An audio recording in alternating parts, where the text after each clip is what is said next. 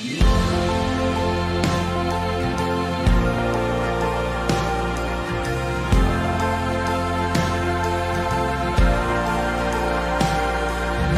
peace like a river attendeth my way, when sorrows like sea billows roll, whatever my lot, thou hast taught me to say, it is well with my soul. It is well with my soul. It is well with my soul. My sin, oh, the bliss of this glorious thought. My sin not in part, but the whole is nailed to the cross, and I bear it no more. Praise the Lord, praise the Lord, oh my soul. It is well with my soul. It is well with my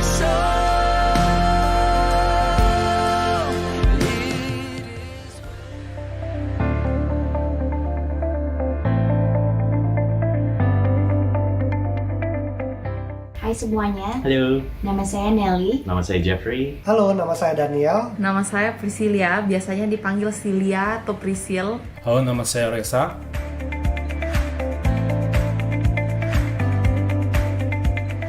Kami pasangan suami istri yang sudah menetap di Melbourne sejak tahun 2002 dan berjemaat di gereja ICC sejak 2,5 tahun terakhir. Saya adalah lulusan dari University of Melbourne. Saya sudah bekerja di ICC kurang lebih 5 tahun. Sekarang adalah mahasiswi di University of Melbourne dan sudah bergereja di ICC semenjak tahun 2017. Saya udah beribadah di ICC kurang lebih 10 tahun. Lebih tepatnya sejak Agustus 2010.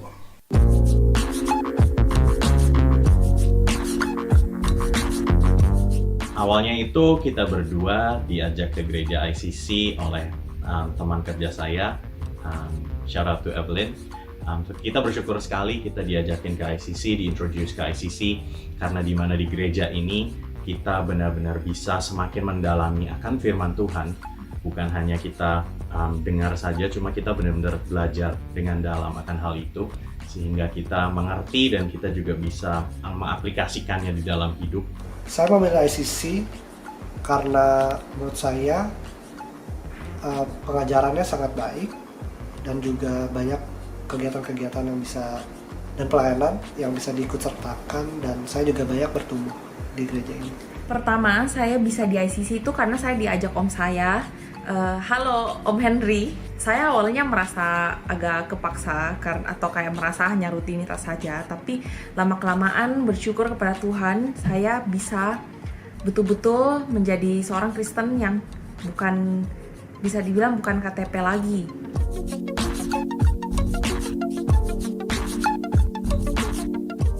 Pertama kali saya tiba di Melbourne 10 tahun yang lalu, sebenarnya sebelum saya ke ICC, saya ikut kakak ke salah satu gereja di Melbourne dan saya menetap di sana kurang lebih 6 bulan.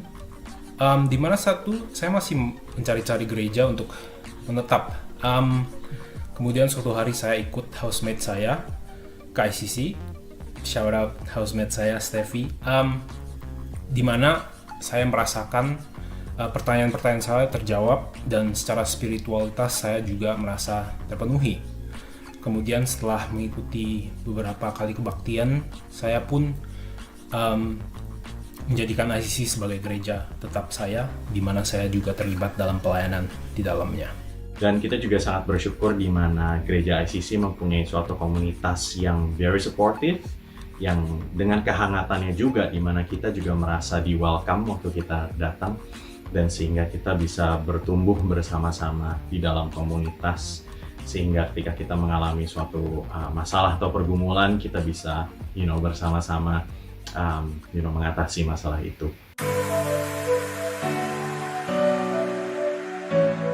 Sebenarnya kegiatan di ICC itu banyak sekali dan yang saya ikuti itu juga banyak.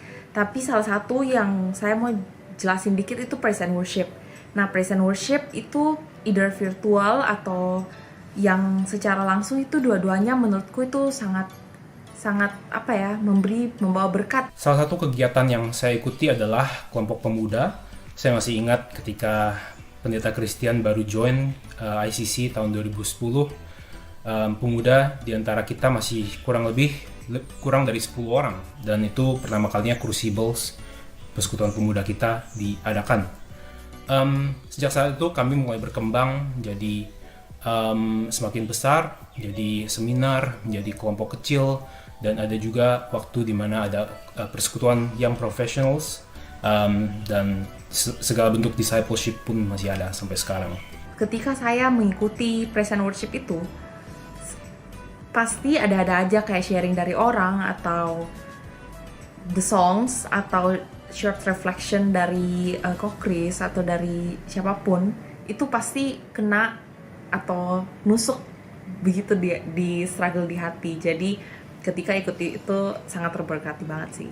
Kami berdua mengikuti serangkaian acara di ICC seperti persekutuan doa, praise and worship, kelompok kecil atau kami sebut dengan 3G, dan juga family fellowship, dan juga beberapa pengajaran atau special seminar yang kami ikuti setiap hari Sabtu atau di hari-hari lainnya. Salah satu dari kegiatan yang saya ikuti di ICC adalah Gospel Growth Groups atau 3G, yang merupakan program kelompok kecil. Saya dalam kelompok kecil saya, kita belajar firman bareng sambil mengobrol, bercerita-cerita, dan juga tertawa bareng.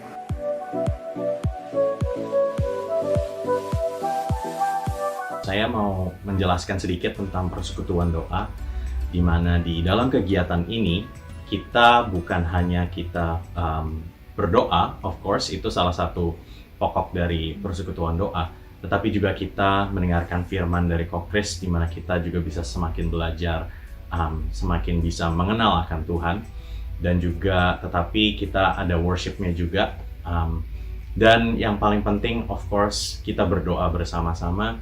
Tapi kita bukan hanya mendoakan untuk kita secara gereja internal, tetapi kita juga mendoakan untuk orang-orang di sekitar kita, which is yang menurut saya itu sesuatu yang baik. Dan kita juga in the end kita bisa semakin mengenal satu sama lain karena kita ada dibagi ke grup, dan kita bisa bersama-sama share akan mungkin masalah pergumulan kita, dan habis itu kita berdoa bersama-sama. So saya sangat terberkati dengan adanya persekutuan doa di ICC. Dan untuk family fellowship yang kami ikut secara reguler, itu sungguh-sungguh memberkati kami berdua sebagai pasangan, juga di dalam keluarga, di mana kami belajar bagaimana cara membina relasi di dalam keluarga sebagai pasangan suami istri atau sebagai orang tua, dan juga bagaimana membina tali kasih itu dengan Tuhan kita sendiri. Ya, kita juga selain itu belajar dari saudara-saudara seiman kita melalui testimoni dan pengalaman hidup mereka, sehingga iman kita dengan satu sama yang lain semakin bertumbuh secara bersama-sama dan secara komunitas.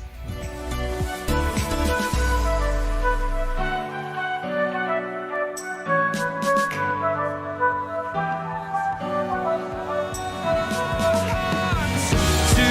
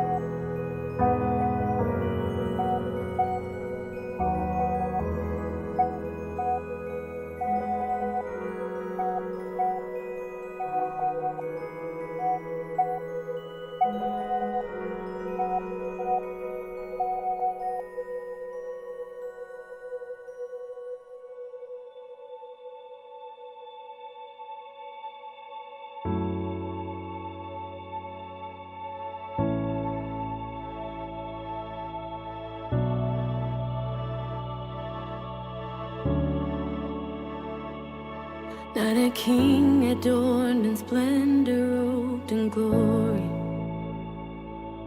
but a baby in a manger born to save. Not a warrior who fights his way to power, but a friend who faced the cross to set us free.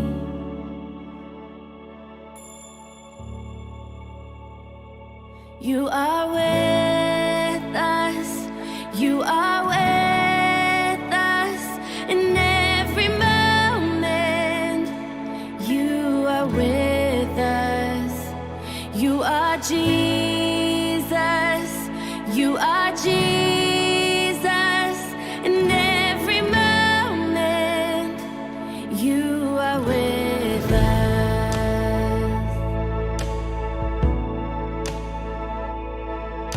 Wrapped in rags, receive the gift of heaven. With a word you bring the dead to life again. You were there from the beginning of creation, with a promise to be with us in the end. You are with us, you are with us in every moment. You are with us, you are Jesus, you are Jesus in every moment. You are with us. Selamat hari Minggu jemaat sekalian terkasih dalam Tuhan Yesus. Selamat beribadah. Kita bersyukur hari ini adalah Minggu Palm Sunday atau disebut juga sebagai Passion Sunday, di mana kita memasuki Minggu Sengsara Tuhan Yesus. Bersyukur karena kita dapat mengenang, kembali mendalami arti kematian Tuhan kita untuk menebus dosa manusia. Dan saudara, kita bersyukur juga untuk Anda yang sudah hadir terus selama ini on-site. Dan kalau kita bisa relax the rules gitu untuk tidak memakai masker lagi, itu satu hal yang kita perlu syukuri juga. Dan yang tiga, kita bersyukur untuk Anda yang baru pertama kali bergabung dengan kami, baik on-site maupun di rumah, di dalam ibadah ICC. Welcome kepada setiap Anda. Baik saudara, kita masuk dalam ibadah yang dibuka dalam nama Allah Bapa, Allah Putra, dan Allah Roh Kudus, dengan satu pengakuan bahwa pertolongan kita berasal dari Tuhan pencipta langit dan bumi. Dengarkanlah panggilan beribadah. Ya Tuhan, berilah kiranya keselamatan. Diberkatilah dia yang datang dalam nama Tuhan. Biarlah orang yang takut akan Tuhan berkata bahwasanya untuk selama-lamanya kasih setianya. Dalam kesesakan aku telah berseru kepada Tuhan. Tuhan telah menjawab aku dengan memberi kelegaan. Inilah hari yang dijadikan Tuhan. Marilah kita bersorak-sorak dan bersukacita karenanya.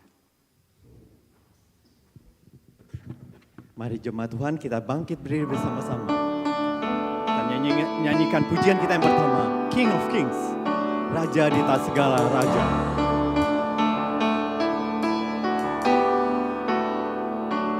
In the darkness we were waiting, without hope, without light, till from heaven you came running.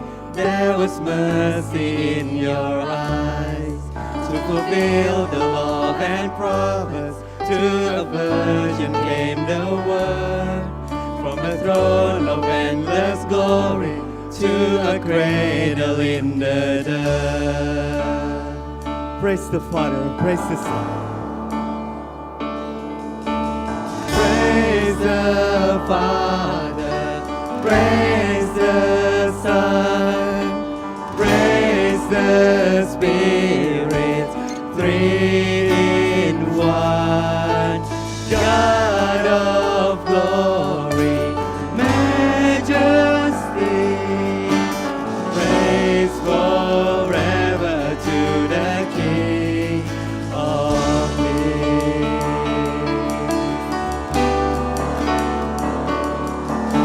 reveal the kingdom coming and to reconcile the lost, to redeem the whole creation. You did not despise the cross, for even in your suffering you saw to the other side.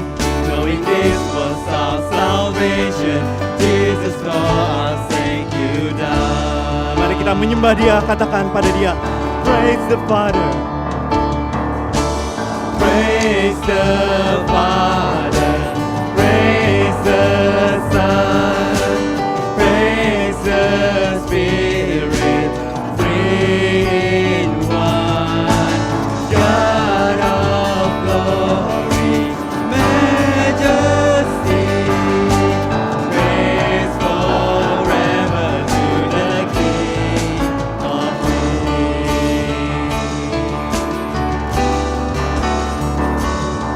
And the morning that you rose, all the heaven held its breath, till the sun was moved for good, for the Lamb had conquered death. And the dead rose from their tombs, and the angels stood in awe, for the souls of all who come to the Father are restored. And the church of Christ was born, and the Spirit lit the flame.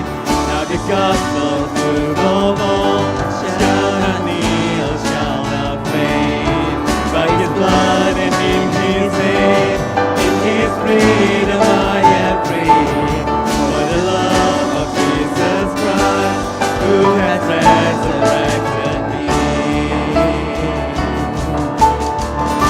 Praise the Father, praise the Father, praise the Son, praise the Spirit, three in one.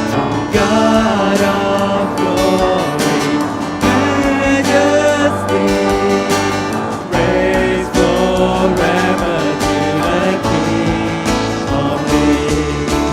Praise the Father, praise the Son, praise the Spirit, three in one. God of glory, majesty, praise forever to the King of Kings. Praise forever to the King of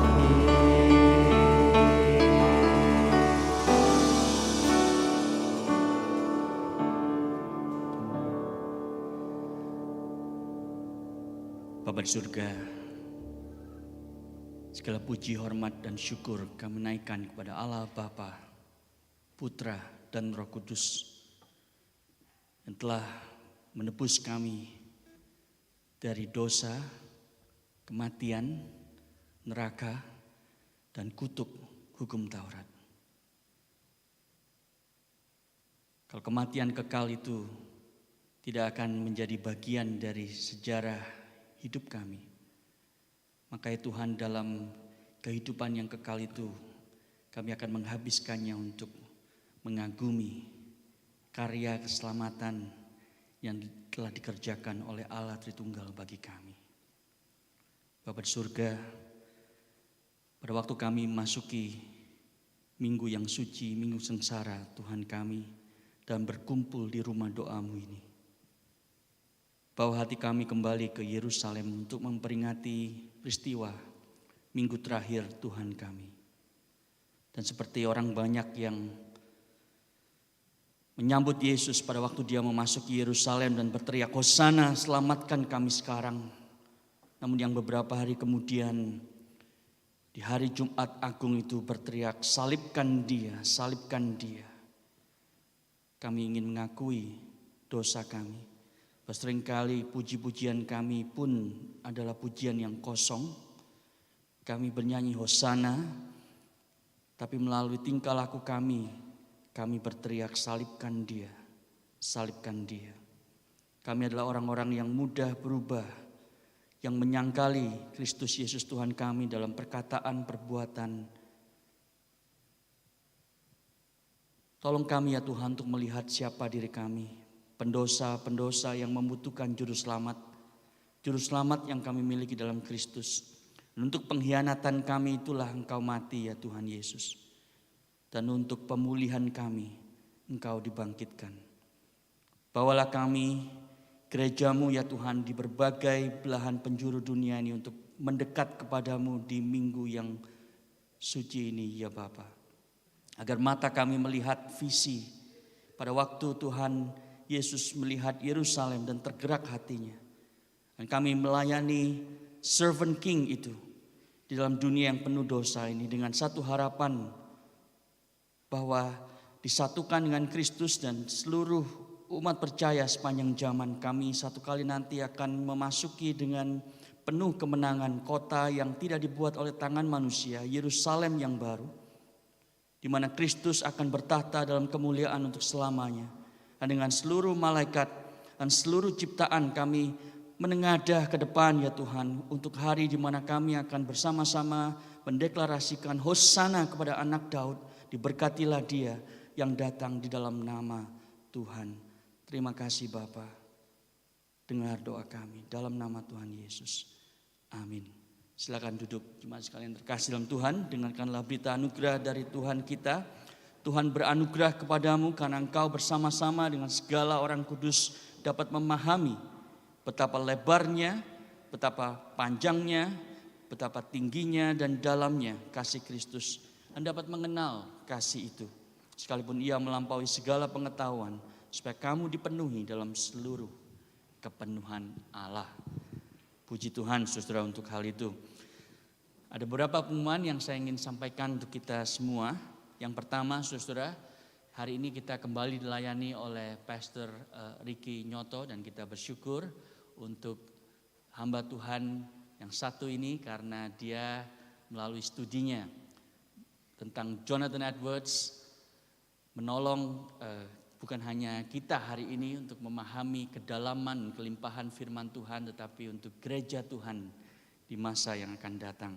Yang kedua saudara, ibadah Paskah ICC Melbourne tahun ini akan diadakan di Easter Campsite, jadi tidak akan ada onsite di sini, tetapi kita akan live stream ibadah tersebut dari tempat camp. Jadi minggu depan saudara tidak ada onsite Easter service di tempat ini, tetapi Anda yang tidak ikut camp, Anda dapat mengikutinya live stream dari tempat camp. Yang kedua, saudara, hari ini panitia Easter Camp akan memberikan briefing kepada setiap Anda yang ikut camp. Jadi harap Anda bisa tinggal setelah kebaktian di depan sini, supaya panitia bisa memberikan beberapa hal yang perlu Anda ketahui sebelum berangkat camp.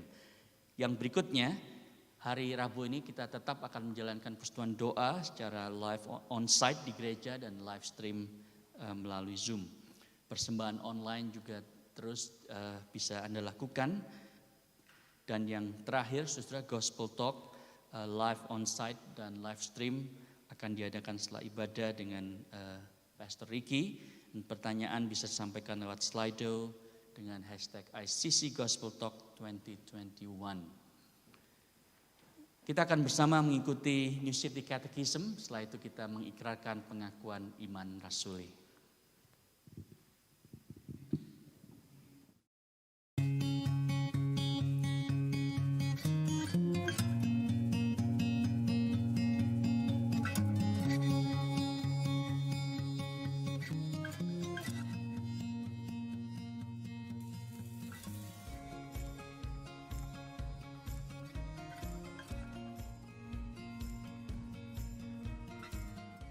Apakah ada orang yang bisa mentaati 10 hukum Allah ini dengan sempurna? Jawabannya adalah tidak ada. Dan memang hukum Allah itu didesain sedemikian rupa untuk membawa kita kepada satu titik di mana kita mengaku bahwa saya tidak bisa mentaati hukum Allah. Hukum Allah ini diberikan supaya kita itu lari kepada Kristus. Menunjukkan kepada kita bahwa kita butuh Kristus karena hanya Dialah satu-satunya Allah dan satu-satunya manusia yang pernah berjalan di muka bumi ini yang mampu 100% taat kepada seluruh dan setiap hukum Allah. Dia adalah anak domba Allah yang dengan sempurna mentaati hukum Allah dan menjadi korban untuk mengganti dosa kita karena kita tidak mampu mentaati hukum Allah. Kita adalah penyembah-penyembah berhala, kita adalah pelanggar hukum-hukum Allah dan kita membutuhkan Kristus. Tetapi kita bersyukur bahwa bukan karena ketaatan kita terhadap hukum Taurat kemudian kita diselamatkan. Tapi terbalik, karena kita diselamatkan maka kita beroleh motivasi untuk mau taat. Jadi hukum Allah ini diberikan setelah bangsa Israel dibebaskan dari Mesir. Jadi Allah menebus mereka dahulu, membebaskan mereka dahulu, menyelamatkan mereka dahulu, barulah mereka diberikan hukum. Ini sangat penting karena tanpa kebenaran tersebut, maka kita tidak mungkin dapat melakukan hukum Allah dengan sempurna kemudian diselamatkan. Tetapi justru karena kita diselamatkan, karena tidak mampu mentaati hukum Allah tersebut, maka kita sekarang di dalam Kristus itu sangat mau, sangat ingin untuk mentaati hukum-hukum Allah. Jadi kesimpulannya begini, hukum Allah itu menyatakan kebobrokan dosa kita dan menghantar kita kepada anugerah Allah di dalam Kristus Yesus. Nah, anugerah Allah itu menyatakan keindahan hukum Allah dan menggerakkan kita untuk mentaatinya.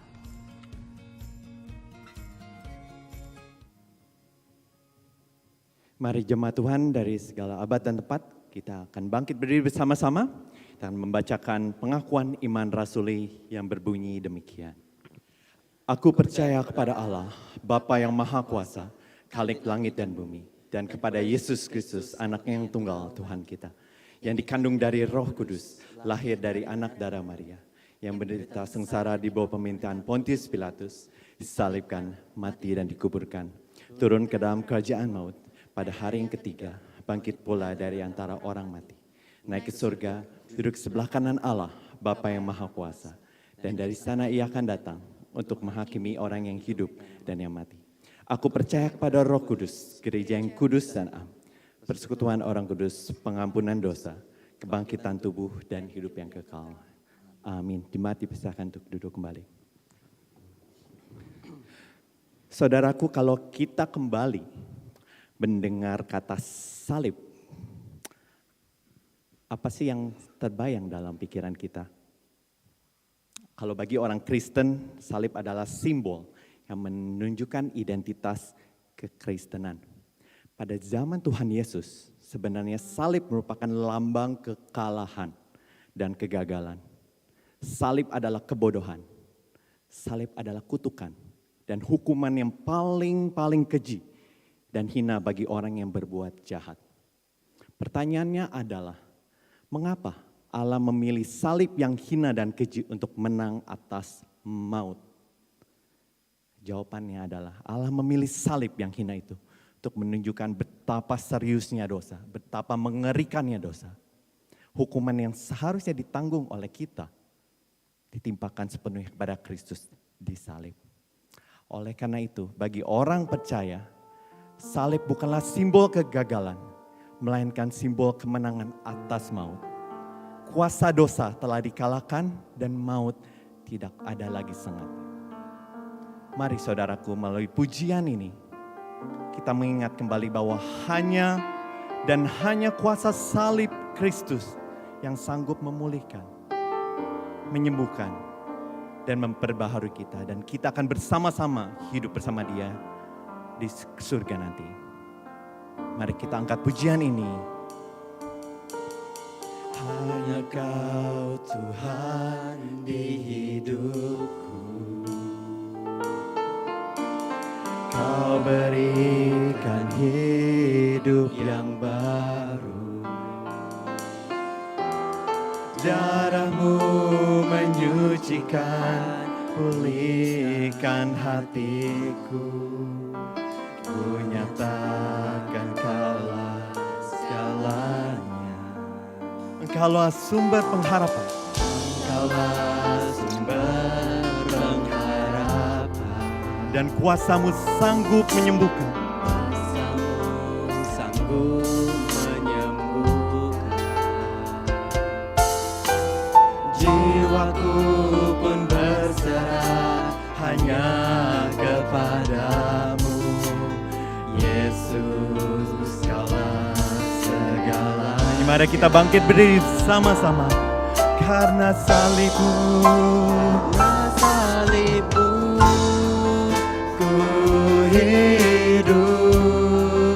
Karena salib-Mu, ku menang. Engkau yang berkuasa, sanggup untuk melakukan mujizat-Mu. Karena salib-Mu, ku hidup. Karena salib-Mu, ku menang. Engkau yang berkuasa, sanggup untuk melakukan mujizat-Mu di hidupku. Engkaulah sumber pengharapan, Engkaulah sumber pengharapan. Kuasa-Mu sanggup menyembuhkan.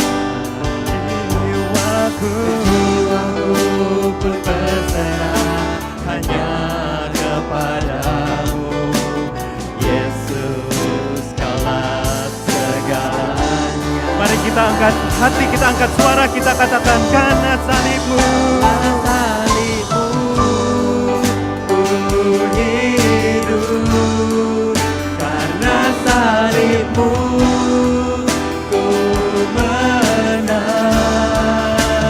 Engkau yang berkuasa, sanggup untuk melakukan mujizat-Mu. Karena salib-Mu, ku hidup. Karena salib-Mu, ku menang. Engkau yang berkuasa, sanggup untuk melakukan mujizat-Mu di hidupku. Thank you Jesus, thank you Jesus. Oh, praise the name of the Lord our God. Oh, praise His name forevermore. For endless days we will sing Your praise. Oh Lord our God. I cast my mind to Calvary, where Jesus bled and died for me. I see His wounds, His hands, His feet, my Savior rode that cursed tree.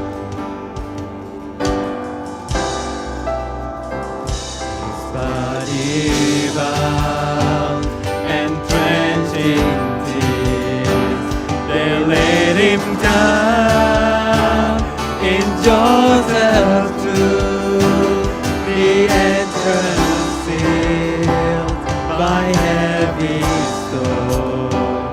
Messiah still and all.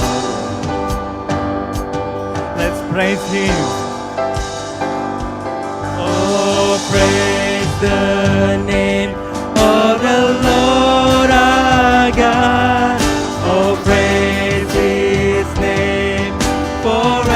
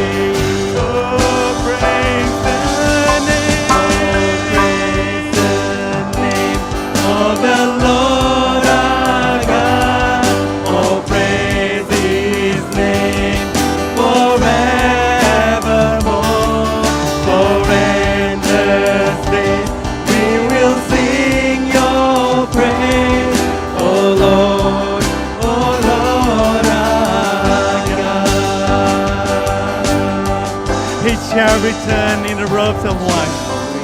Return in robes of white. The blazing sun shall pierce the night, and I will rise among the saints. My gaze transfixed on Jesus' face. Oh, praise the name of the Lord our God. Oh, praise His name forevermore. For when the saints we will sing Your praise. Oh Lord our God. Oh, praise the name of the Lord our God. Oh, praise His name forevermore. For when the saints we will sing Your praise. Oh Lord our God. Oh Lord our God.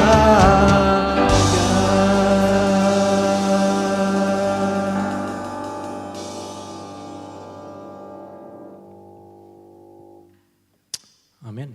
Silakan duduk semuanya. Selamat pagi jemaat sekalian.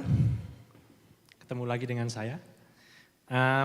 Hari ini kita akan melakukan sesuatu yang agak beda. Kan biasanya kita berdiri sambil membaca teks Alkitab, terus setelah itu khotbah dimulai gitu kan. Tapi hari ini kita melakukan sesuatu yang berbeda karena teks kita dari kitab Wahyu. Dan kita tahu bahwa kitab Wahyu itu kitab yang agak susah, agak sulit untuk dimengerti. Jadi yang akan kita lakukan adalah saya akan bacakan sambil menjelaskan dan jemaat sekalian bisa ikuti di slide ya, mungkin ada teksnya atau di Alkitab kalian sendiri. Saya akan bacakan dari Wahyu pasal 20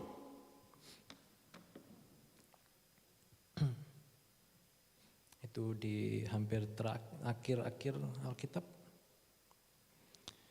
Wahyu pasal 20 ayat 11 sampai pasal 21 ayat yang ke-8. 20:11 sampai 21:8. Saya bacakan.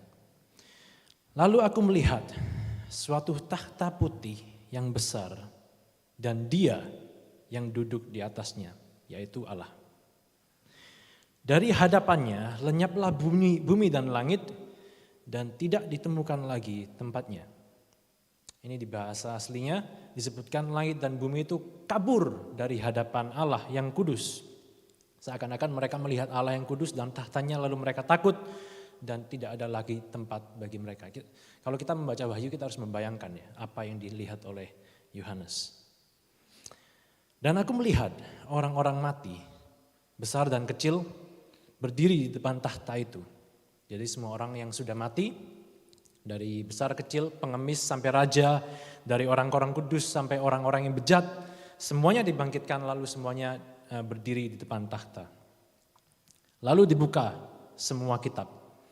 Dan dibuka juga sebuah kitab lain, yaitu kitab kehidupan. Dan orang-orang mati dihakimi menurut perbuatan mereka, berdasarkan apa yang ada tertulis di dalam kitab-kitab itu. Maka laut menyerahkan orang-orang mati yang ada di dalamnya, dan maut dan kerajaan maut menyerahkan orang-orang mati yang ada di dalamnya. Dan mereka dihakimi masing-masing menurut perbuatannya. Apa maksudnya? Laut, maut, dan kerajaan maut di sini merupakan 3 simbol kematian dan simbol kuasa kejahatan. Gitu. Di zaman itu, ingat, di zaman itu laut merupakan tempat yang berbahaya. dan banyak menelan korban jiwa. Jadi laut itu berbahaya, kuasa kematian. Lalu maut itu adalah kematian itu sendiri, yang merupakan musuh dari semua manusia, maut. Lalu kerajaan maut di dalam bahasa aslinya itu Hades. Kalau kita tahu mitologi Yunani, Hades itulah tempat di mana orang-orang mati itu disimpan. Jadi orang-orang mati disimpan di Hades. Jadi kerajaan maut itu adalah tempat orang-orang yang mati, menunggu di sana. Jadi di sini ketiga tempat yang menguasai kematian, laut, maut dan kerajaan maut itu semuanya menyerahkan orang-orang mati yang ada di dalamnya untuk dihakimi oleh Allah. Lalu maut dan kerajaan maut itu dilemparkanlah ke dalam lautan api. Itulah kematian yang kedua, lautan api. Dan setiap orang yang tidak ditemukan namanya tertulis di dalam kitab kehidupan itu, ia dilemparkan ke dalam lautan api itu. Jelas ya, jadi orang-orang yang namanya tidak ada di kitab kehidupan dilemparkan ke kematian yang kedua, yaitu kematian yang berlangsung selamanya dan tanpa akhir, kematian yang bukan hanya secara jasmani, tapi juga kematian yang rohani gitu. Penderitaan rohani gitu. Lalu aku melihat langit yang baru, ini pasal 21. Lalu aku melihat langit yang baru dan bumi yang baru. Sebab langit yang pertama dan bumi yang pertama telah berlalu dan laut pun tidak ada lagi. Jadi langit dan bumi yang lama kan tadi sudah kabur kan. Lalu laut pun yang merupakan salah satu simbol kematian dan kuasa jahat sudah lenyap. Jadi intinya semua hal-hal buruk yang berada di dunia yang lama yang sekarang kita tinggali ini akan dilenyapkan dan akan muncul ciptaan yang baru, langit yang baru dan bumi yang baru. Dan aku melihat kota yang kudus, Yerusalem yang baru, turun dari surga, dari Allah, yang berhias bagaikan pengantin perempuan yang berdandan untuk suaminya. Di perjanjian lama, Yerusalem itu apa? Yerusalem itu merupakan ibu kota Israel, yang merupakan simbol bangsa dan umat Allah. Dan juga di Yerusalem terdapat bait Allah, tempat Allah hadir dan tinggal bersama-sama dengan umatnya. Jadi di sini pun sama, muncul Yerusalem yang baru, umat Allah yang baru. Siapa umat Allah yang baru ini? Ya kita, orang-orang yang beriman kepada Yesus dan menjadi kudus karena Yesus. Kita kan sudah membahas 3 minggu yang lalu di khotbah yang awal, bahwa orang-orang yang berada di dalam Yesus, yang memiliki hubungan intim dengan Yesus, itu dianggap sebagai umat Allah, dianggap sebagai anak-anaknya. Lalu apa yang terjadi dengan Yerusalem yang baru? Di sana ditulis, Yerusalem yang baru akan dihias seperti pengantin perempuan yang cantik. Jadi umat Allah yang baru, kita akan dijadikan indah. Akan dijadikan kudus, tanpa celah, tanpa dosa. Digambarkan di sini bahwa umat Allah akan menjadi pengantin perempuan. Siapa pengantin prianya? Allah atau Yesus. Artinya apa? Artinya ya seperti pengantin yang habis menikah kan. Habis menikah kita akan pindah rumah dari dunia ini, pindah untuk tinggal bersama-sama dengan Allah pengantin pria kita. Maka dari itu dikatakan selanjutnya, lalu aku mendengar suara yang nyaring dari tahta itu berkata, lihatlah kemah Allah ada di tengah-tengah manusia dan dia akan diam bersama-sama dengan mereka. Mereka akan menjadi umatnya dan ia akan menjadi Allah mereka. Dan ia akan menghapus segala air mata dari mata mereka. Dan maut tidak akan ada lagi. Tidak akan ada lagi perkabungan atau ratap tangis atau duka cita. Sebab segala sesuatu yang lama itu telah berlalu. Gambarannya romantis banget loh. Kita akan tinggal bersama-sama dengan Allah. Dan dia bersama-sama dengan kita. Sebagai pengantin pria kita. Dan ia akan menghapus air mata kita. Ia yang duduk di atas tahta itu berkata, lihatlah aku menjadikan segala sesuatu baru. Dan firman-Nya, tuliskanlah, karena segala perkataan ini adalah tepat dan benar. Firman-Nya lagi kepadaku, semuanya telah terjadi, aku adalah Alfa dan Omega, yang awal dan yang akhir. Orang yang haus akan kuberi minum dengan cuma-cuma dari mata air kehidupan. Barang siapa menang, ia akan memperoleh semuanya ini, dan aku akan menjadi Allahnya, dan ia akan menjadi anakku. Jadi Allah sendiri yang sudah menciptakan dunia yang lama, maka Allah sendiri yang akan memberikan kita dunia yang baru. Dia adalah Alfa yang pertama, dia adalah Omega yang terakhir. Dan di dunia yang baru itu kita mendapatkan air yang memberikan kehidupan secara cuma-cuma, secara gratis. Gitu. Sehingga kita mendapatkan hidup yang kekal melalui minum air itu. Terakhir, tetapi orang-orang penakut, orang-orang yang tidak percaya, orang-orang keji, orang-orang pembunuh, orang-orang sundal, tukang-tukang sihir, penyembah-penyembah berhala, dan semua pendusta, mereka akan mendapat bagian mereka di dalam lautan yang menyala-nyala oleh api dan belerang. Inilah kematian yang kedua. Amin. Mari kita berdoa.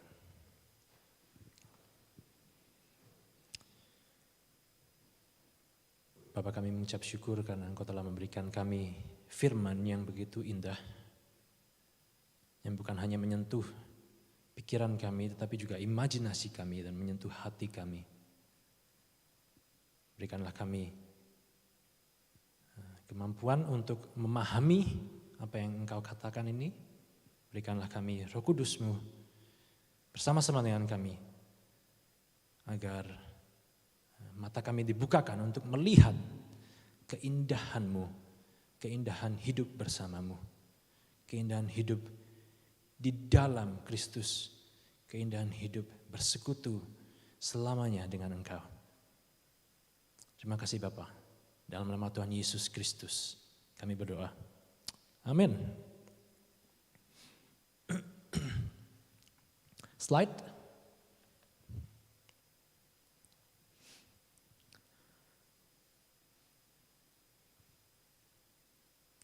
Kalau kita nyetir mobil ya di jalan tol, biasanya kan ada rambu-rambu penunjuk jalan. City lurus, Clifton Hill ke kanan, gitu kan. Artinya apa? Artinya jika kita belok ke kanan ya kita nyampe ke Clifton Hill. Kalau kita lurus ya pada akhirnya kita nyampe ke City. Bayangkan jika kehidupan itu penuh dengan rambu-rambu seperti ini. Kalau kamu lanjut studi ke Amerika, kamu bakalan dapat kerja di Apple. Kalau kamu pulang ke Indonesia, kamu bakalan dapat jodoh. Kan sering kan kita minta petunjuk dari Tuhan seperti itu. Kasih petunjuk dong Tuhan, kasih rambu-rambu di jalanan, di jalan kehidupan ini. Tapi ternyata Tuhan kasih petunjuk loh di hidup kita, setidaknya untuk tujuan akhir kita, final destinations kita, Tuhan kasih petunjuk. Yang merupakan petunjuk yang paling penting gitu. Dan di perikop kita hari ini kita melihat dua tujuan akhir hidup kita. Dan kontras antara dua tujuan ini sangat terlihat jelas. Kita lihat mulai dari pasal 21 terlebih dahulu. Di pasal ini diberikan penunjuk jalan yang pertama. Tadi kita sudah baca di pasal 21 digambarkan suatu dunia yang baru, langit yang baru, bumi yang baru, ciptaan yang baru. Yang merupakan tempat Allah hadir di tengah-tengah kita. Ya kan? Tadi kita udah bahas, tempat Allah tinggal dan berelasi dengan intim dengan kita. Jadi di akhir hidup kita bukan terbang di awan-awan kayak Casper. Kan sering kan kita membayangkan bahwa setelah kita mati, kita terbang dari sana ke sini kayak hantu-hantu pengangguran gitu. Tapi enggak, di sini digambarkan sebuah dunia seperti dunia kita. Mirip dengan dunia kita. Ada langit, ada bumi, lalu ada kota, Yerusalem yang baru. Yang tadi kita sudah bilang bahwa Yerusalem itu melambangkan umat Allah, yaitu kita. Jadi benar-benar seperti dunia kita. Ada bumi, ada langit, ada kota, ada umatnya, ada orang-orangnya, kita. Dan kita pun bakal diberikan tubuh yang baru, jadi ada tubuh gitu. Kita nggak hanya terbang-terbang ke sana kemari. Tetapi ada perbedaan yang besar antara bumi yang sekarang dengan bumi yang baru. Di bumi yang baru situasinya kembali seperti di Taman Eden. Allah tinggal bersama-sama dengan manusia. Allah berjalan-jalan di alam sambil menikmati angin yang dia sendiri ciptakan. Dan dia berinteraksi dengan kita. Jadi orang-orang yang sekarang berada di dalam Kristus dan berelasi dengan Dia secara spiritual, nantinya akan berelasi dengan Allah secara real, secara nyata. Jadi di sini kita lihat ketersinambungan antara apa yang kita bicarakan 3 minggu lalu dengan topik kita sekarang. Ada hubungan antara posisi kita sekarang di dalam Kristus saat kita berelasi di dalam Kristus dengan posisi kita nanti saat kita berelasi dengan Allah dan berhadapan dengan Dia dan memandang mukanya secara langsung. Ini penunjuk jalan yang pertama. Arah yang pertama, tujuan akhirnya adalah hidup berelasi secara intim dengan Allah selamanya di bumi yang baru. Mungkin kita sekarang bertanya-tanya, oke, emang seenak apa sih tujuan itu? Emang seenak apa sih hidup berelasi dengan Allah di dunia yang baru? Kenapa aku harus memilih arah jalan yang itu? Kenapa enggak arah jalan yang satunya aja? Ayo, kenapa? Kalau kamu ditanya, kenapa kamu pilih jalan jadi orang Kristen? Jawabanmu apa? Saya khawatir kalau ternyata banyak orang Kristen memilih jalan yang pertama ini, jadi orang Kristen, bukan karena kita mau tujuan akhirnya, tapi karena kita takut jalan yang kedua, masuk neraka. Ngerti maksud saya? Saya khawatir banyak orang Kristen jadi Kristen pilih jalan yang pertama ini karena kita takut jalan yang kedua. Jadi kita terpaksa memilih jalan yang pertama.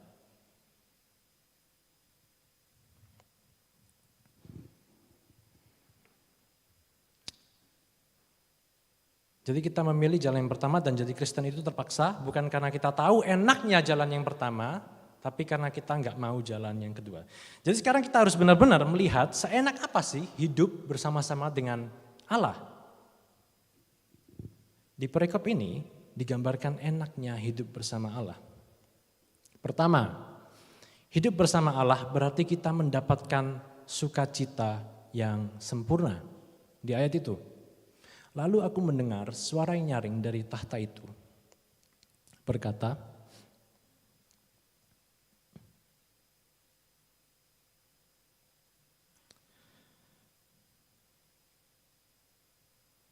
lihatlah kemah Allah ada di tengah-tengah manusia dan ia akan diam bersama-sama dengan mereka.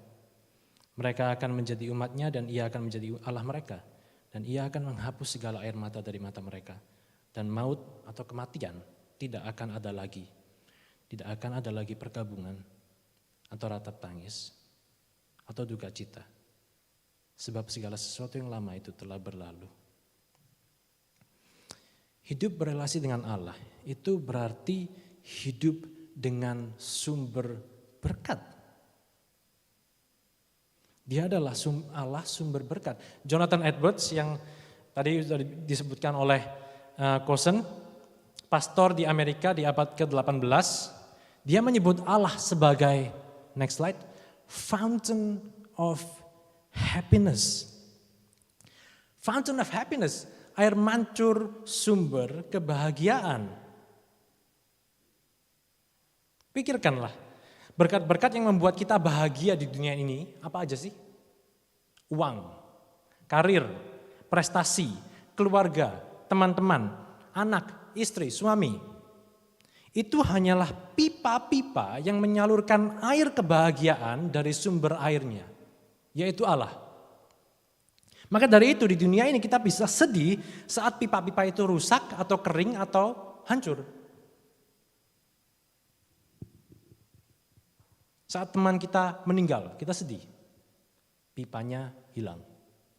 Saat karir kita hancur, kita sedih. Pipanya hancur.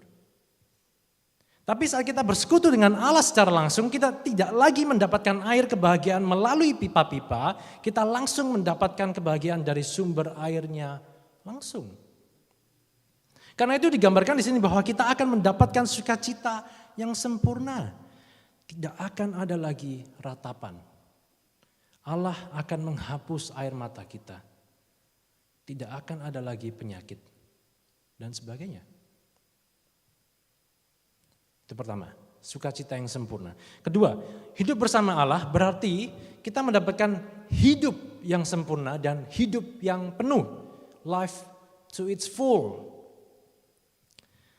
Tadi kita sudah baca bahwa tidak akan ada lagi kematian kan? Lalu di ayat 6 juga dikatakan,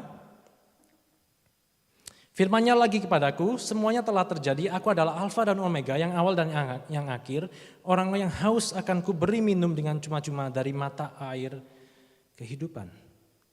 Jadi kita tidak akan mati, karena terdapat sumber mata air kehidupan yang memberi kita hidup kekal. Nah, jika kita melihat apa yang Yesus katakan di Yohanes 4 ayat 13-14, ini yang dia katakan. Barang siapa minum air ini, ia akan haus lagi, tetapi barang siapa minum air yang akan kuberikan kepadanya, ia tidak akan haus untuk selama-lamanya. Sebaliknya, air yang akan kuberikan kepadanya akan menjadi mata air di dalam dirinya yang terus-menerus memancar sampai kepada hidup yang kekal. Jadi siapa sumber air ini? Yesus sendiri. Yesus sendiri sebagai pribadi Allah yang adalah sumber kehidupan, dialah yang memberikan air hidup kekal itu kepada kita. Jadi di bumi yang baru ada Yesus, maka dari itu kita bisa menikmati hidup kekal melalui Dia. Menikmati dirinya selamanya. Jadi pertama, sukacita yang sempurna. Dua, hidup yang sempurna. Ketiga, hidup bersama Allah berarti kita melihat keindahan Allah. Kita melihat sifat-sifatnya yang indah dan sempurna. Saat Allah menghapus air mata kita melihat kasih-Nya. Di pasal 20 saat Dia menuliskan nama kita di buku kehidupan dan memberikan kita hidup kekal, meskipun kita berdosa dan pantas mendapatkan kematian, kita melihat anugerah-Nya. Di pasal 19 saat Dia datang dengan kuda putih dan memberantas kuasa kejahatan, kita melihat kekuatan-Nya, kita melihat keadilan-Nya. Bayangkan bagaimana indahnya saat kita dapat melihat semua itu dengan mata kepala kita sendiri. Kenapa sih kok kita sekarang pada suka film-film Korea? Karena kita suka memandang keindahan kasih dan pengorbanan. Kenapa sih kok kita sekarang pada suka film-film superhero? Karena manusia haus untuk melihat keindahan-keindahan yang berupa keadilan, kemuliaan, kemenangan, the victory of goodness over evil, kemenangan kebaikan di atas kejahatan. Dan semua itu kita akan lihat secara sempurna dengan mata kepala kita sendiri, nggak perlu ditulis oleh sutradara. Saat kita melihat Allah secara langsung. The beauty of God. Yang kita lihat sekarang, semua keindahan, semua kasih, semua keadilan, itu hanyalah cuplikan-cuplikannya. Nanti kita akan lihat secara sempurna. Dan tiga hal ini, sukacita, kehidupan, keindahan, yang kita dapatkan saat kita berelasi dengan Allah secara langsung nanti, merupakan tiga hal yang semua orang dambakan di dunia ini. Kehidupan. Entah itu merupakan kehidupan secara mendasar, pokoknya bertahan hidup, bahasa Inggrisnya survival, atau kehidupan yang lebih penuh, bahasa Inggrisnya fulfillment, it doesn't matter. Semua orang ingin kehidupan. Kebahagiaan, semua orang ingin kebahagiaan. keindahan. Siapa yang gak suka melihat keindahan? 3 hal ini yang kita dapatkan secara penuh dan sempurna saat kita berelasi dengan Allah secara langsung. Jadi ini adalah salah satu tujuan akhirnya. Salah satu tujuan akhirnya untuk mendapatkan 3 hal ini melalui relasi dengan Allah. Jadi untuk nyampe ke tujuan ini, jalur mana yang harus kita ambil? Well, siapa yang mendapatkan hidup kekal bersama Allah di teks ini? Di pasal 20 ayat 15, yang mendapatkan hidup kekal adalah orang-orang yang namanya berada di buku kehidupan. Jika nama kita berada di buku kehidupan, kita mendapatkan hidup kekal. Lalu siapa orang-orang yang namanya ada di hidup kehidupan? Kita tahu enggak? Tahu loh. Di pasal 21 ayat 7, next slide. Barang siapa menang, ia akan memperoleh semuanya ini. Dan aku akan menjadi Allahnya, dan ia akan menjadi anakku. Orang-orang yang menang akan mendapatkan hidup kekal. Maksudnya apa menang? Nah, di sini kita lihat kontrasnya. Orang yang menang dikontraskan dengan siapa? Di next slide, di next verse, di ayat selanjutnya, ayat 8. Tetapi orang-orang penakut, orang-orang yang tidak percaya, orang-orang keji, orang-orang pembunuh, orang-orang sundal, tukang-tukang sihir, penyembah-penyembah berhala, dan semua pendusta, mereka mendapatkan bagian mereka di dalam lautan yang bernyala-nyala oleh api dan belerang.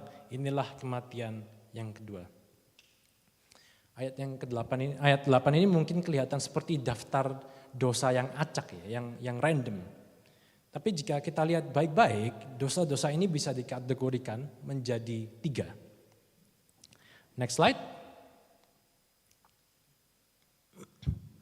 Orang-orang yang penakut dan orang-orang yang tidak percaya di kitab Wahyu adalah orang-orang yang mengkhianati iman Kristen. Ingat, kitab Wahyu ditulis untuk orang-orang Kristen yang pada saat itu dianiaya. Jadi kalau mereka orang Kristen, mereka akan ditangkap, lalu mereka akan disuruh untuk menyembah dewa-dewa Romawi atau disuruh menyembah kaisar. Jika mereka menolak, mereka akan disalib atau dibakar atau dilempar ke singa. Nah, orang-orang yang penakut dan orang-orang yang tidak percaya, ini adalah orang-orang yang mengaku diri mereka Kristen, tetapi mereka kalah oleh tekanan dunia. Saat mereka dipaksa untuk mengkhianati iman Kristen, mereka menurut. Jadi mereka disebut penakut, coward, dan disebut tidak percaya atau memiliki iman kosong, faithless. Lalu, next slide. Orang-orang keji, pembunuh, orang-orang sundal, tukang-tukang sihir, dan penyembah-penyembah berhala, ini adalah orang-orang yang sama, kalah dengan tekanan dunia dan ikut-ikutan menyembah berhala. Biasanya penyembahan berhala itu pada saat itu ya, juga ada aktivitas-aktivitas seperti mengorbankan dan membunuh anak mereka sendiri untuk dikorbankan ke dewanya. Maka dari itu mereka disebut pembunuh dan keji gitu. Juga terdapat prostitusi di kuil-kuil berhala, makanya mereka disebut orang-orang sundal. Dan juga terdapat praktik-praktik sihir, makanya mereka disebut tukang-tukang sihir. Jadi orang-orang ini adalah orang-orang yang menyembah berhala, gitu. Bisa dirangkum sebagai penyembah berhala. Dan terakhir, orang-orang pendusta di kitab Wahyu adalah orang-orang yang mengaku sebagai orang-orang Kristen dan rasul-rasul Kristen dan guru-guru Kristen, pengajar-pengajar Kristen, tetapi ternyata mereka menyebarkan Injil palsu dan mereka menolak Kristus. Jadi mereka disebut pendusta. Jadi jika dirangkum ya, semua dosa itu jika dirangkum jadi 3. Next slide. Jika dirangkum, orang-orang yang dilempar ke kematian kekal atau ke neraka, itu adalah orang-orang yang dikalahkan oleh tekanan dunia, mereka mengkhianati iman Kristen, mereka ikut-ikutan menyembah berhala, mereka ikut-ikutan dunia dan tidak menyembah Allah yang benar. Itu orang-orang yang kalah. Jadi kontrasnya, orang-orang yang menang siapa? Orang-orang yang menang adalah orang-orang yang bertahan di bawah tekanan dunia. Saat dunia ingin kita mengkhianati iman Kristen, mengkhianati Kristus, di dalam perbuatan kita atau perkataan kita atau pikiran kita, kita menolak. Dan kita tetap setia di dalam Kristus, in Christ. Nah, jadi ini jalur yang mengarah ke hidup kekal bersama Allah. Jika kita menang dari tekanan-tekanan dosa dan tekanan-tekanan dunia untuk mengkhianati Kristus. Jadi jalur yang kedua tadi, jalur yang dilewati oleh orang-orang yang kalah dan yang kalah dengan tekanan dunia itu mengarah kemana? Nah, kita kembali ke pasal 20. Di sana disebutkan bahwa langit dan bumi yang lama kabur dari hadapan Allah. Tidak ada tempat bagi mereka di hadapan Allah. Lalu semua orang yang namanya tidak ada di kitab kehidupan akan dilemparkan ke lautan api bersama-sama dengan kuasa kematian dan kejahatan. Jauh dari Allah. Jadi kita lihat kontrasnya ya. Jalur yang pertama mengarah ke kehidupan yang intim, berrelasi dengan Allah, dekat dengan Allah. Jalur yang kedua mengarah ke kematian. Dalam arti mereka tetap eksis, mereka tetap ada dan hidup, tetapi seakan-akan mereka mati karena selamanya mereka tidak akan merasakan sukacita ataupun kebahagiaan. Selamanya hidup tanpa keindahan, selalu berduka cita, selalu merasakan kesakitan. Jadi perbedaannya kontras ya. Di bumi yang baru ada Allah, maka ada terang, ada berkat, ada keindahan, ada sukacita, ada kasih, ada keadilan, ada anugerah. Indah. Tetapi kehadiran Allah tidak diberikan di lautan api ini. Jadi tidak ada terang, tidak ada berkat, tidak ada keindahan, tidak ada sukacita, tidak ada kasih, tidak ada keadilan, tidak ada anugerah.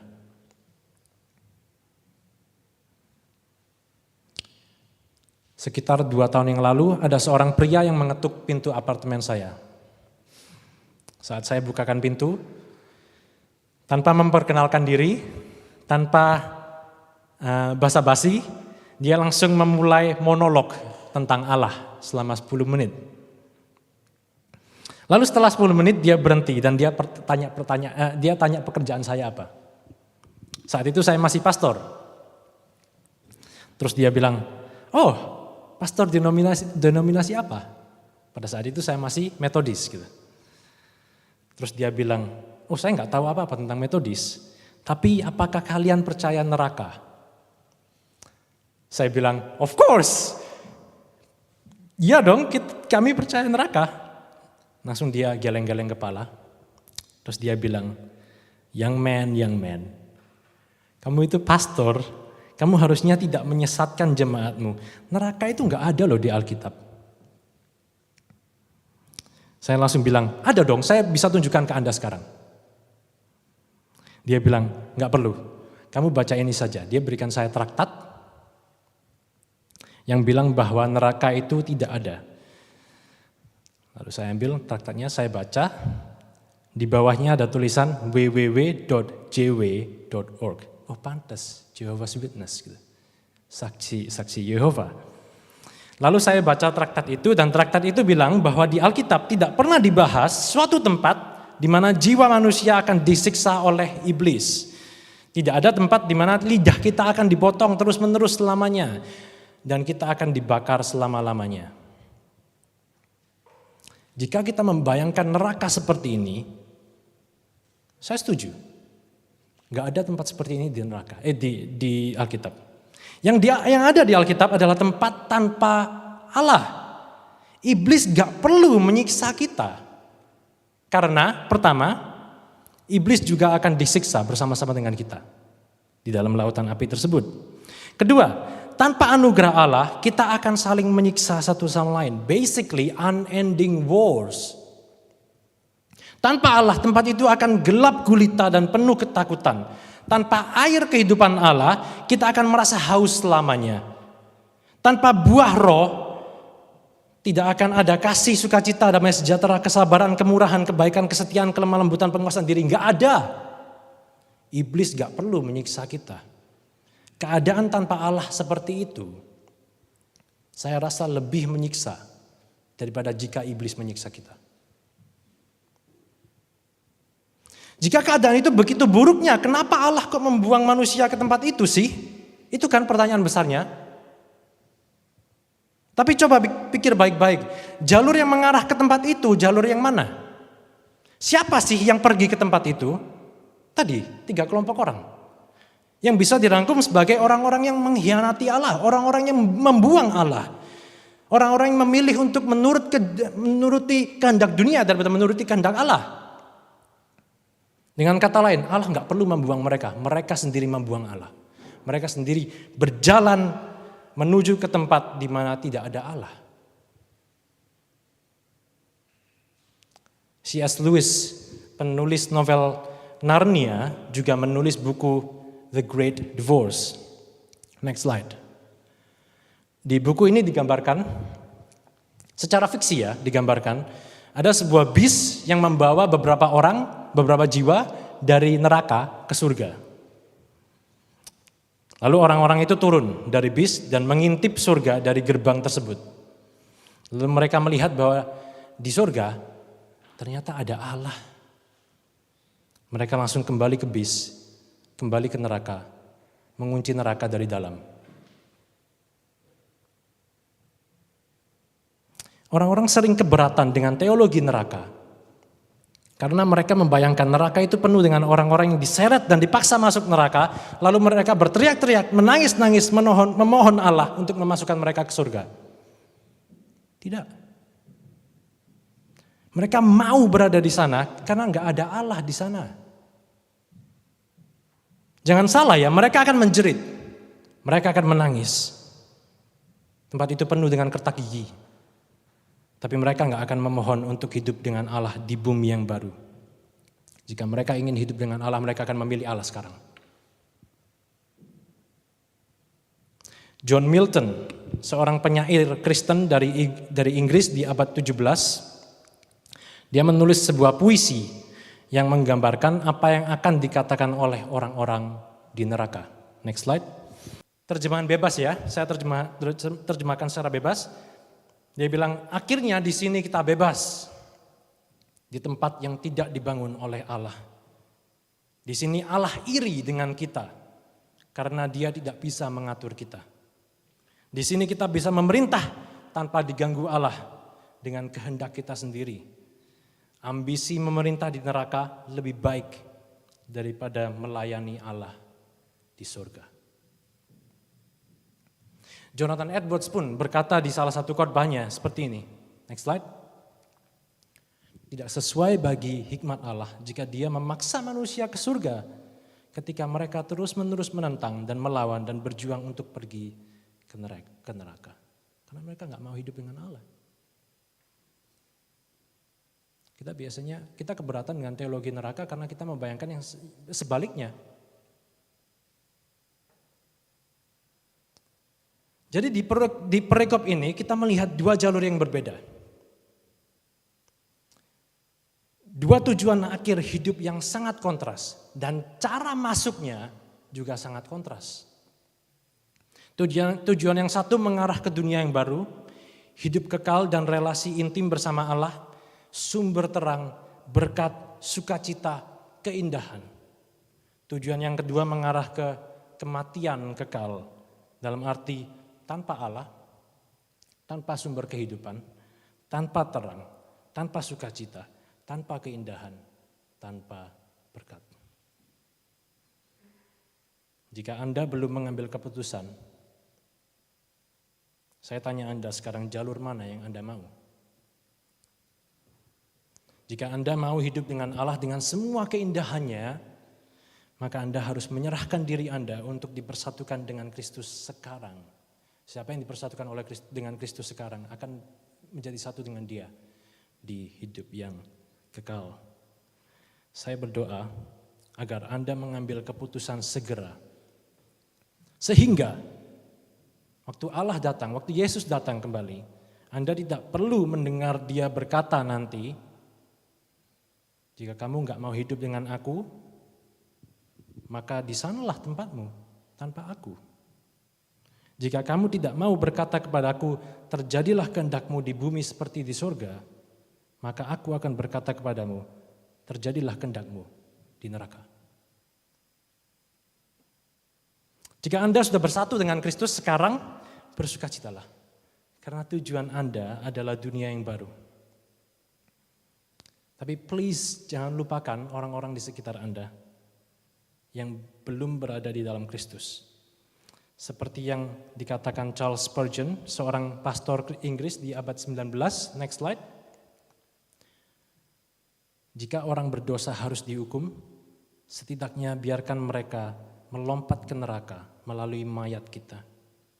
Dan jika mereka binasa, biarkan mereka binasa dengan tangan kita, menarik lutut mereka, memohon agar mereka tetap tinggal. Jangan biarkan seorang pun pergi tanpa peringatan. Amin. Mari kita berdoa.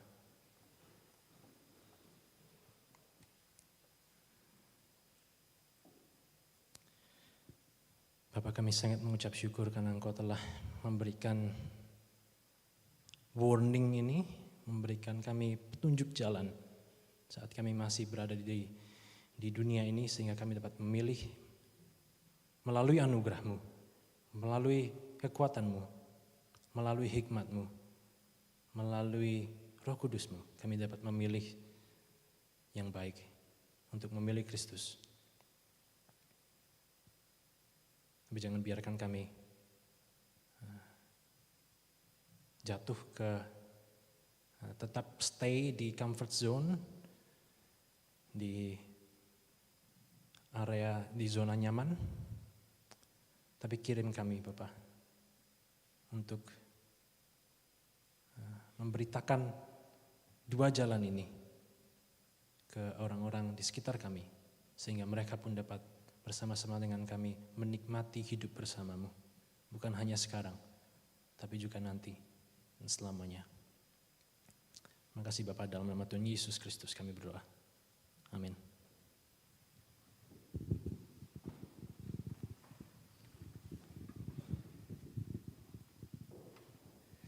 Teman sekalian, kita akan bangkit berdiri mengembalikan seluruh puji, hormat, dan syukur kita kepada Allah Tritunggal.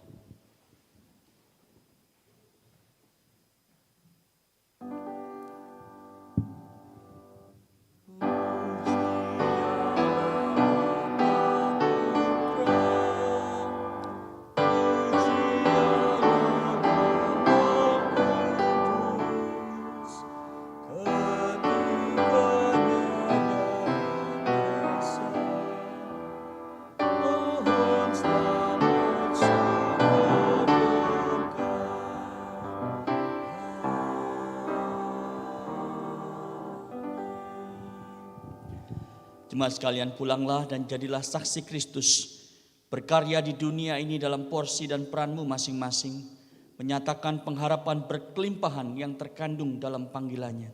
Dan kiranya Yesus Kristus yang tangannya tergang di salib untuk merengkuh engkau, akan menguatkan dan memampukanmu minggu ini untuk memikul salib dan mengikut Dia. Amin. Silakan duduk jemaat sekalian. Doa teduh kebaktian selesai. Kita akan bersama-sama mengikuti Gospel Talk setelah ini. Dan kita bersyukur untuk apa yang kita sudah dengar dari Pastor Ricky Nyoto. Dan ada beberapa pertanyaan yang sudah masuk. Kalau Anda memiliki pertanyaan, silakan dituliskan ke Slido atau bisa bertanya secara langsung.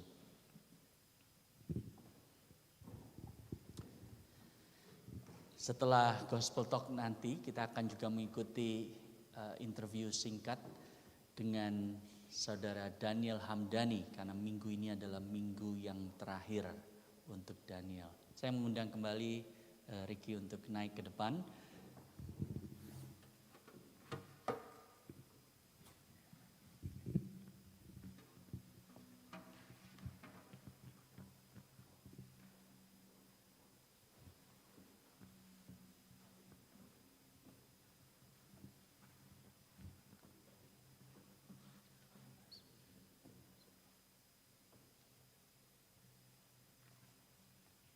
Baik, saudara, kita akan mulai Gospel Talk kita. Ada 3 pertanyaan yang sudah masuk sebetulnya di Slido dan saya akan membacakan untuk Ricky dan dia akan menjawabnya. Oke, saya mulai dengan Slido dulu. Kemudian kalau ada live audience yang ingin bertanya, Anda diberi kesempatan setelah pertanyaan yang berikut ini. If God is the fountain and earthly values are the pipes, what is the happiness or the water on earth? Is it God's character as foretaste in our limited capacity? Jadi ini mungkin bertanya tentang metafora tadi ya. Kan ada sumber, ada pipa, dan ada air. Jadi kalau Allah adalah sumbernya, lalu pipanya itu adalah earthly blessings, kalau gitu airnya apa? Gitu kira-kira, apakah itu karakter Allah?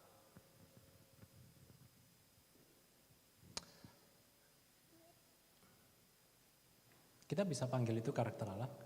Kita bisa panggil itu. Kalau bagi Jonathan Edwards itu the shadows of God's glory gitu. Jadi shadows itu apa? Bayangan gitu. Jadi kalau tahu wayang kan? Main wayang. Wayangnya ada di belakang, di center, terus dapat bayangannya kan. Kita yang bisa kita lihat bukan wayangnya kan, yang kita bisa lihat itu bayangannya. Itu seperti itu. Jadi apa yang kita enjoy di sini. Oh, makanan ini enak ya. Oh, karir ini membuat aku bahagia. Atau anakku membuat aku bahagia.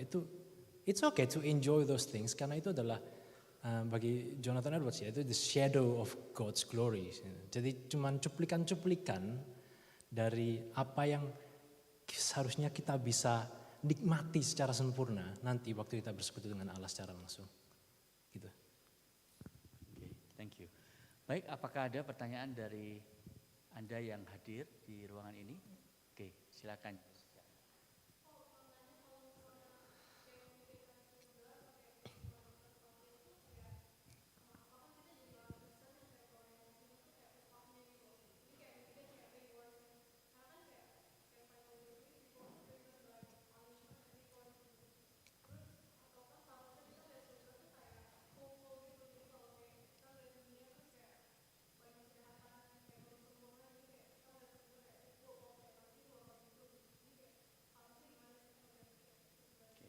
Ya, sebelum dijawab, saya rangkum pertanyaannya bagi audiens yang di rumah. Nah, apakah boleh kita itu memiliki framework berpikir reward and punishment? Itu pertanyaan Jessica yang adalah seorang yang mendalami psikologi. Pada waktu kita itu akan ke surga, ya, apakah punishment and reward itu boleh menjadi motivasi kita?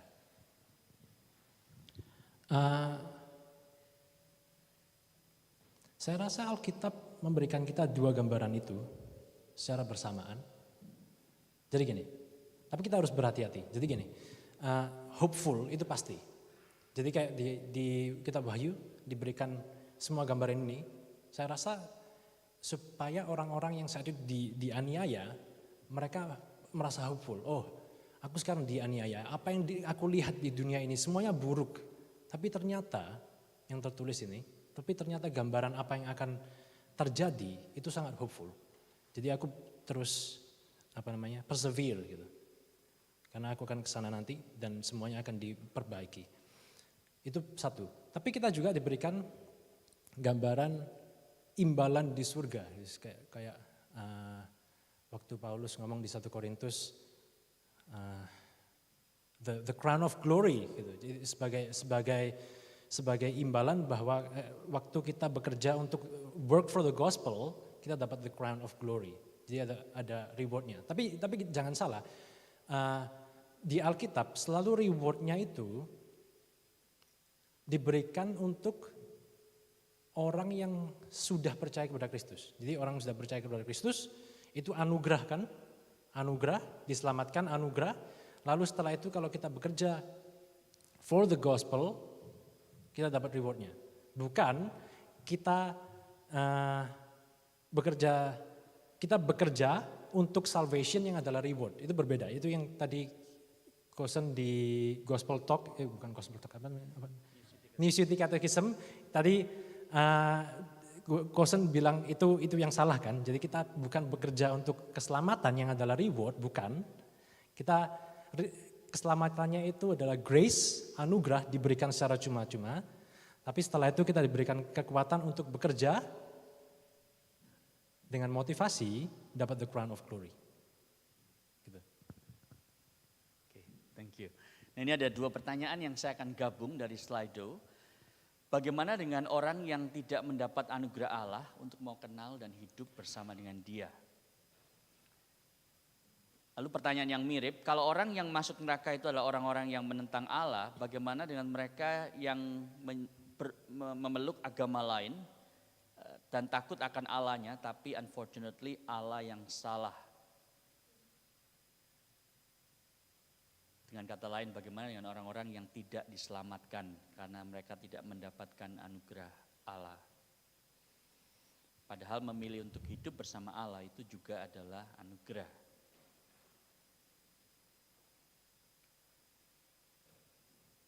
Ini topiknya agak berbeda memang. Iya, ya. ini sulit ini.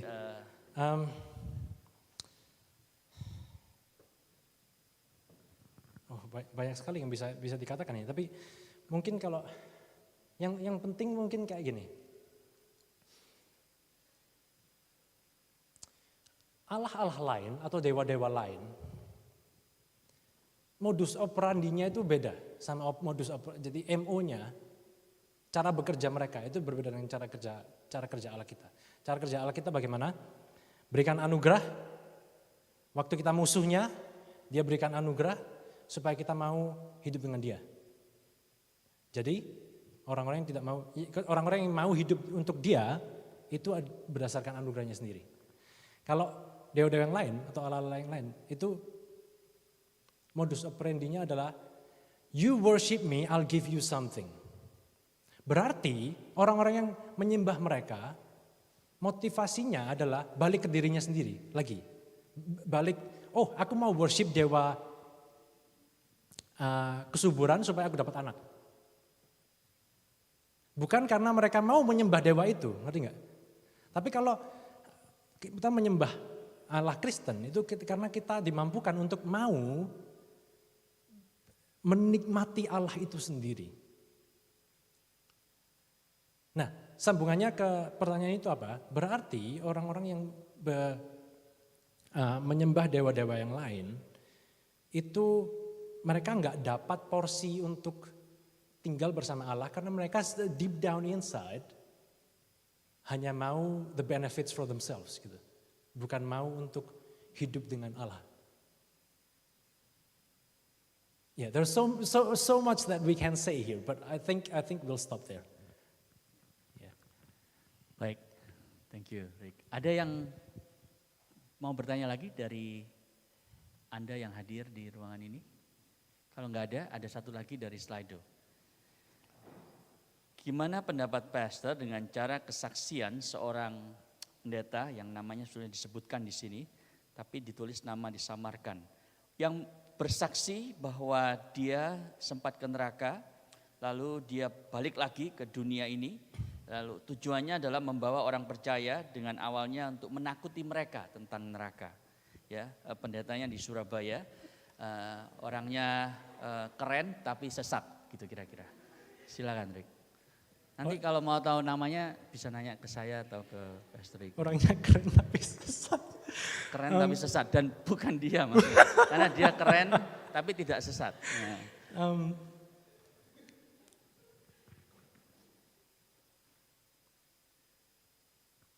Mungkin 2 hal yang saya bisa katakan. Pertama, saya nggak akan cepat-cepat bilang suatu mimpi atau suatu vision atau suatu prophecy itu salah. Saya nggak akan cepat-cepat. Karena Allah bisa memberikan mimpi, bisa memberikan vision, Allah bisa memberikan profesi ke siapa saja. God is free to do that. Tapi apa yang bisa kita lakukan adalah membandingkan apa visionnya itu, dreamnya itu dibandingkan dengan Alkitab. Karena Alkitab itu adalah standarnya, ya kan? Kalau di mimpinya dia di neraka itu ternyata iblis yang berkuasa, wah kayak raja, terus diktator gitu. Itu menurut saya ya nggak sesuai dengan Alkitab. Karena di Alkitab waktu si setan ketemu dengan Yesus, dia bilang apa? What do you want from us? Are you gonna punish us before the time comes? Gitu. Mereka tahu bahwa mereka akan dipunish, mereka akan dihukum, tapi nanti. Jadi kalau pandangannya adalah neraka itu tempat iblis yang menghukum, itu agak menurut saya agak tidak sesuai dengan apa yang Alkitab katakan. Kedua, untuk menakut-nakuti itu menurut saya strategi yang jarang work. Karena kayak tadi, kita jangan-jangan cuma mau jadi Kristen karena kita takut takut masuk neraka gitu. Tapi ternyata waktu masuk ke surga kita juga disappointing ya ternyata ya gitu. Karena kita memang anugerah untuk membuat kita mengingini Allahnya itu gak ada kalau kita cuma takut masuk neraka gitu. Jadi menurut saya itu John Piper juga ngomong kayak gini, many people convert truly not because they're afraid of hell, but because they see the beauty of Christ and living forever with Him. Gitu. Thank you. Jawaban yang baik. Baik, ada lagi pertanyaan, kesempatan terakhir, saudara. Oke, saya ingin bertanya satu hal sebenarnya, komentar dan bertanya ya, tentang Jonathan Edwards. Jadi dia itu pernah menulis bahwa di dalam surga itu ada degree of happiness yang berbeda-beda ya bagi setiap orang percaya. Nah, ini satu hal yang menarik. Jadi kalau tadi dikatakan di Wahyu ada kitab kehidupan dan setiap orang yang percaya itu masuk bersama-sama dengan Allah di dalam New Jerusalem, Yerusalem yang baru. Tetapi setiap orang itu kemudian, setiap orang percaya ini ya, punya degree of happiness yang berbeda-beda, tergantung pemahaman kita akan Allah, keseriusan kita mengikut Dia. Ya. Karena kalau itu tidak terjadi, berarti apa yang kita lakukan di dunia ini, mengenal Allah, itu tidak terkait dengan kekekalan nanti. Tapi ternyata ada kaitannya. Nah mungkin bisa dielaborate lagi, Rick, untuk mengencourage kita untuk bisa mengenal Allah di dunia ini, supaya nanti kita punya kapasitas yang sudah lebih besar pada waktu kita itu mengenal Allah, dan karenanya kita lebih menikmati ya kesuciannya dan kemuliaannya dan keagungannya. Iya, itu jadi gini.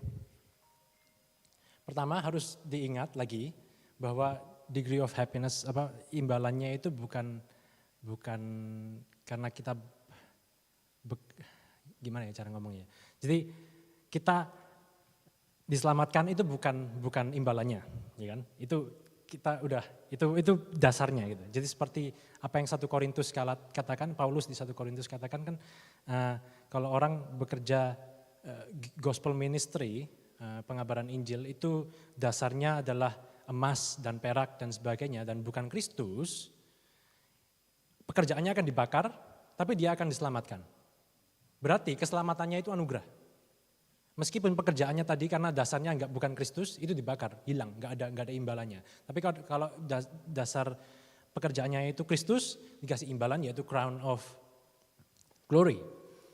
Ya bagi Jonathan Edwards, crown of glory, imbalannya itu adalah different degrees of happiness. Jadi waktu kita di bumi yang baru, semua orang Kristen itu diselamatkan, tapi semua orang Kristen mendapatkan imbalan yang beda-beda berdasarkan pekerjaan kita sekarang. Jadi ada yang semuanya penuh, sukacitanya semuanya penuh, tapi ada yang dikasih Seakan-akan itu kayak satu cawan penuh sukacita, yang satu lagi satu ember penuh sukacita. Sukacitanya sama-sama penuh, full, tapi degree-nya beda. Bagaimana itu bedanya? Dia nggak menjelaskan, karena dia sendiri saya rasa nggak tahu gitu. Ya, ada yang bawa kolam renang gitu, karena dia banyak kenal tentang Tuhan. Oke, terima kasih untuk kesempatan bisa tanya jawab. Kita akan tutup dalam doa, kemudian kita akan interview Daniel. Bapak di surga, terima kasih untuk apa yang kami dengar dan pahami hari ini. Kalau ada di antara kami yang pertama kali mendengar tentang keindahan, kemuliaan Allah di dalam kekekalan nanti, biarlah itu menimbulkan gairah pada kami untuk lebih mengenal Tuhan. Bagi kami yang belum percaya, kami datang kepadamu hari ini untuk pertama kalinya. Terima kasih Bapa, dalam nama Tuhan Yesus. Amin. Saya ingin mengundang Thou hast